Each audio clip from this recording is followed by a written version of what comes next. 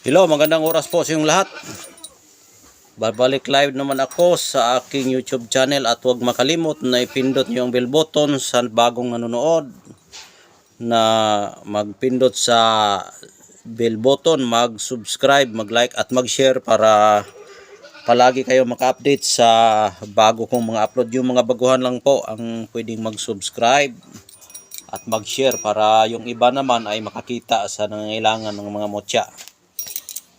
Ito po ang aking mutya ay mutya po ito ng papaya.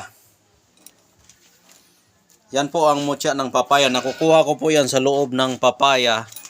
Dahil meron kaming puno dito na yung malalaking puno ng bunga. Maliit yung puno ng papaya namin pero ang bunga sobrang laki. Tapos yung biniyak namin yung bunga, may bato sa loob. Walang ibang buto. Ito lang sa gitna nakukuha, tapos yung sa gitna nakukuha ay nagiging bato. Wala talaga siyang buto na ibang kulay.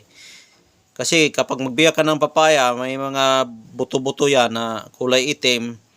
Pero ito, isa lang ang kanyang buto at yung buto niya, ito ang buto niya tapos nagiging bato na po yan. Kaya nagtataka kami bakit po walang buto ang papaya at sa halip yan ang nakukuha namin na isa ang buto at nagiging bato po. Kaya swerte natin kapag makakuha tayo ng mutya ng papaya dahil nga po ay ang mutya ng papaya ay maganda po yan sa negosyo, sa trabaho, sa paghahanap at panghalina sa tao at pampalambot sa tao sa kanilang puso. Kaya maganda yan gamitin sa pampaswerte at pagtinda sa mga negosyo natin. Kapag ikay maglalakad, kapag maghahanap ka ng trabaho, kapag dala mo yan, madali kang matanggap. Kapag ikay magnegosyo, pag dala mo yan, madali kang makabinta sa iyong negosyo kapag dala mo yan. Kapag may mga galit sa iyo na mga tao, kapag dala mo yan, ay mawala ang kanilang galit dahil nga po ay prutas sila makatingin sa iyo para ka ring papaya. Dahil ang tao, kapag makita ng prutas, mas lalo ng pagpapaya, mas lalo ng paghinog, walang umaayaw kapag ang tao ay may pira. Kailangan silang makabili para makakain ng papayang sobrang ganda at masarap kainin po yung papaya, mas lalo na paghinog yan. Kaya yung papaya na yan ay maganda talaga yan. Kaya araw kahapon ng Biyernes, kaya nakukuha ko yan araw ng Biyernes. Kaya ngayon ko lang na-vlog araw ng Sabado para makapahinga po yun ang ating mutya para malaman talaga natin na ito'y tunay dahil nga nagiging bato na po ang kanyang buto. At ang nakaiba sa kanya dahil nga po ay nagiging bato ang kanyang buto, walang ibang buto sa loob dahil nga iisa lang ang bato na nakikita namin ito na buto sa gitna, talaga nakikita yan.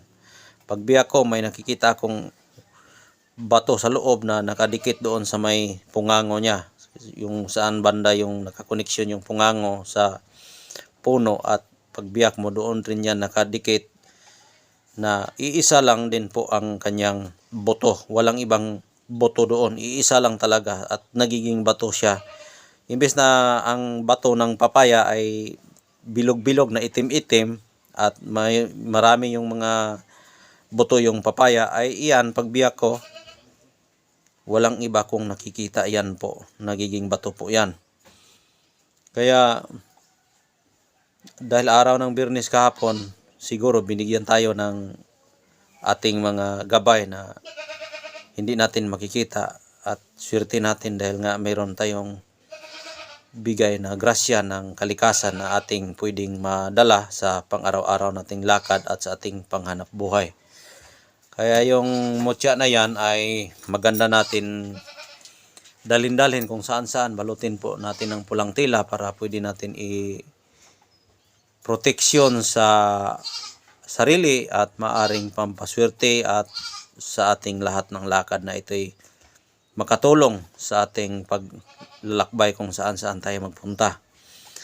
Kaya bihira lang ang mga mutya na ating makikita dahil nga ang mutya ay hindi basta-basta makukuha. Makukuha mo lang yan sa mga halaman, mga prutas, yung mga tunay na mga mutya. Ulitin ko po, ang mutya ay makukuha sa mga halaman, sa mga punong kahoy. Diyan mo makikita yan na buhay ang mga puno at ang mga kahoy at mga prutas na iyang pinagkakabitan. Dahil nga po ang mutya ay galing yan sa kalikasan, mineral sa mga prutas o sa mga kahoy na pwedeng pagtubuan nila at nagiging sip-sip sa kanilang mga ugat at nagiging batong formation sa kanilang katawan, at yan ay tinatawag na perlas o mutya. Kaya ang batong yan ay swerte sa ating buhay, hanap buhay, na maaari nating magdala sa atin ng swerte. Dahil nga pag swerte ang pag-uusapan, marami po. Maaring swerte ang ating hanap buhay, maaring swerte tayo dahil tayo buhay, maaring swerte tayo dahil nga ay meron tayong ganyan na klaseng bato. Kaya sa niniwala lang po ang pwedeng makakuha sa ating mutya ng papaya. Dahil ang walang paniniwala dito ay hindi pwede makakuha ng ganitong klaseng mutya ng papaya. Dahil nga ang papaya natin ay nagpipili sa taong makakapagkatiwalaan sa mutyang ito, at malaman din sa mutyang ito kung ang kanyang amo na pwede siya dalhin yan dahil sa pangalan at sa kanyang boses at sa ugali ng tao, ay malaman sa espiritu ng gabay nito. Dahil nga ang espiritong gabay nito ay kahit hindi mo mamalayan, sila ay nag-auna pa sa atin ng ating mga isip. Dahil nga may mga kapangyarihan sila at birtod, kaya hindi tayo pwedeng magtago sa kanila dahil sila ay nakamanman sa atin. Kung titingnan mo, bato lang po yan, pero ang espiritu niyan ay hindi natin makikita at sila lamang ang nakakita sa atin. Kaya yung bato na yan ay ahalagaan natin kung madala natin yan para sila ang magbabatay sa atin at magbibigay grasya sa ating pamumuhay. Yan po ang pagdala ng mutya sa ating katawan.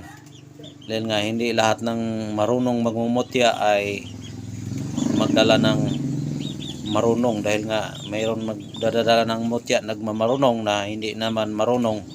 Kaya karamihan sa magdala ng mutya ay hindi tatalab sa kanilang mga mutya. Kaya ito ang ating mutya. Payo ko lang, kapag mapasayo ito, balutin mo ito ng pulang tila at ihabak, dalhin kung saan saan kung kayo maglalakad, para yan ay magdadala sa iyo ng swerte, proteksyon sa iyong sarili at hanap buhay. Kaya may nagtatanong kung pwede ba yan dalhin sa sementeryo, sa mga patay o kahit saan pwedeng dalhin. Ang sagot po niyan ay pwede po yan dalhin kahit saan, at huwag lang magpalakad sa kahit kanino. Dahil kapag malakaran ka ay pwede mong pausukan ulit ang batong yan para mabuhay ulit ang gabay at babalik ulit ang espiritu dyan sa mutya. Dahil nga ang batong yan ay may mga espiritong gabay na nananirahan sa batong yan, dahil hindi yan magiging bato kapag walang espiritu at birtod na pumapasok sa bato dyan.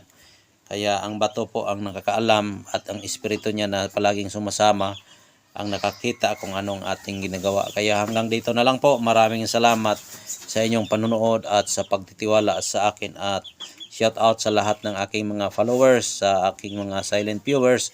Sa mga baguhan po, huwag makalimot na mag-subscribe, mag-like at mag-share para kung sino mang nangangailangan sa ating mutya, sa naniwala lang po ang pwede nating pagbigyan sa ganitong klaseng saing na kapangyarihan. Kaya hanggang dito na lang po. Maraming salamat. God bless po sa iyong lahat.